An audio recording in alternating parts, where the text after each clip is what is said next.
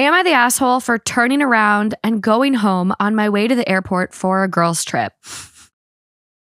I, 23 female, was supposed to go on a girls' weekend trip to Spain with my longtime friend of almost 10 years, 24 female, and her other female friend, 28 female, who I was excited to meet. We all live in Germany, but her and her friend live about 3.5 hours away from me, and I live closer to Frankfurt. They decided they wanted to drive through the night, about 10 hours, and arrive in the morning, and said that if I could meet them in their town, I could drive with them. I instead elected to just fly over and meet them there since I live so close to the airport. Smart gal. The day before the trip, she texted me a link to book some tickets to a museum that her and her friend booked. She told me to book for 2 p.m., which is when they booked for. When I clicked the link, the only time slot available was 8:35 a.m. I pretty much was like, whatever, I will do something else while they are doing that. The night before the trip, I texted her asking how much I owed her for accommodations and whatever else we were splitting. This is the second time I've asked her since her friend was the one doing the bookings, and I just assumed I would send them my share when they told me how much it cost. She didn't answer, but I just assumed she was sleeping to prepare for the long drive. The morning of my flight, 3 hours before my flight leaves, she tells me that I had to book my own hotel room because they're having a guy friend come with them that they invited last minute. She sent me a link so I could book at the same hotel as them for that night, but all the rooms were fully booked. Ugh.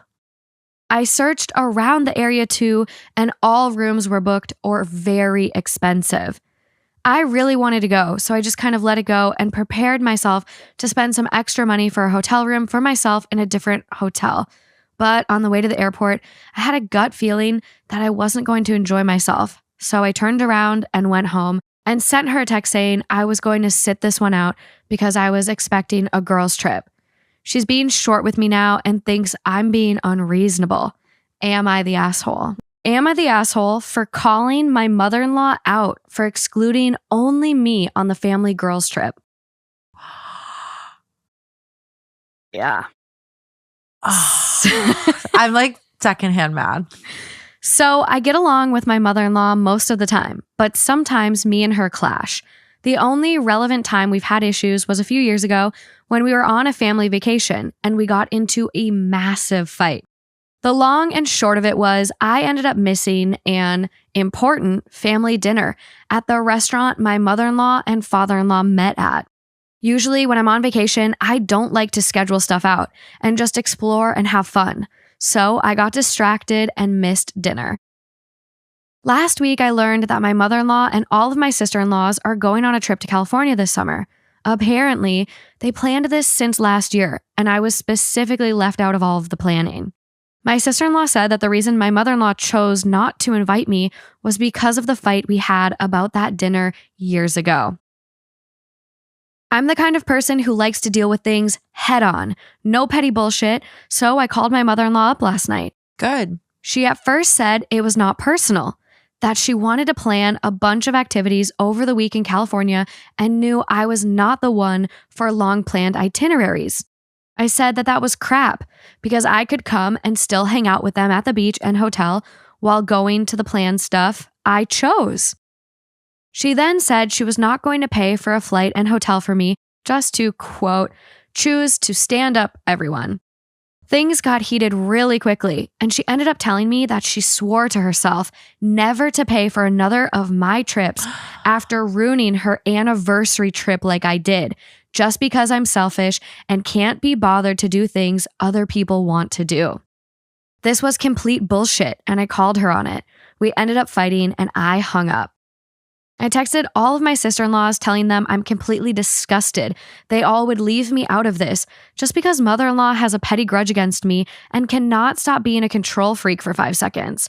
Today, I woke up to text after text telling me to grow up and that she was not the only one who didn't want me there. Oh. My husband supports me 100%, but apparently he got chewed out by mother-in-law today, and he said now he's staying out of it. So now I'm starting to wonder if calling her out like this was too far and that I should have been the bigger person. I don't know though. Am I the asshole? Am I the asshole about a year ago. Username BYaWoo. Am I the asshole for not pooping in the designated pooping bathroom while on vacation with family? Wife and I just returned from a vacation with my sister, brother-in-law, and their kids. One of the first things my sister did was choose for everyone which bathroom the adults should use for pooping purposes. Just normal things. Yeah. The Airbnb was a nice house with multiple bathrooms, and she picked one at the far end of a hallway away from the kitchen and living room. Okay, that made sense to me, and I didn't see a problem. Until I had to poop. I entered the designated bathroom and saw the dreaded round toilet seat. I absolutely hate round toilet seats. It feels like I have to choose between pooping on the back rim of the seat or moving forward and having my junk touch the porcelain. There is just not enough front to back clearance for a comfortable position. In a pinch, I will use one. When you have to go, you have to go. But I've been known to hold it until I got home to my elongated toilet if it wasn't dire. But the other toilets were elongated seat toilets, much more comfortable for a man to use. So I chose the bathroom appropriate for me and used it. The rest of the adults in the house are looking at me like I made a faux pas by stinking up a, quote, non-pooping bathroom. What the fuck, I said? Why did we pick a house with 3 bathrooms then if we are only going to poop in one? Or we make elongated toilet the pooping bathroom. The elongated bathroom is closer to the kitchen, etc. So nobody wanted that. The ladies didn't understand my objection to a round seat. Understandable, given our anatomies differ. My brother-in-law did, but he says he has no problem using a round seat, but could understand me. In the end, it didn't really dampen the vacation vibe or cause any strife. Just jokes or eye-rolling about me stinking up the place. My sister is prim and proper, so I knew she would have preferred it her way, and I think she just bit her tongue for the sake of peace. But I have to wonder, is this a thing? Designating a pooping bathroom in a house? And my hatred of round toilet seats? ? Am I the asshole? Am I wrong for denying an older woman shelter from a storm? I, 23 female, am an avid hiker in Australia. Last week, I encountered a middle-aged woman about 50 years old as I was coming off of a trail. She was walking in my direction as I came out of the bush, and it was really strange to see her.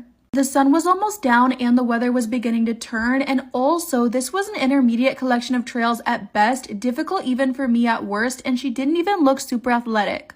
The point is, my weird radar was going off already. So she walked up to me and stopped, standing way too close for my comfort, and gestured towards the clearing where my car was parked. She asked me whether it was my car with no greeting or anything, and when I looked over, something made me uncomfortable.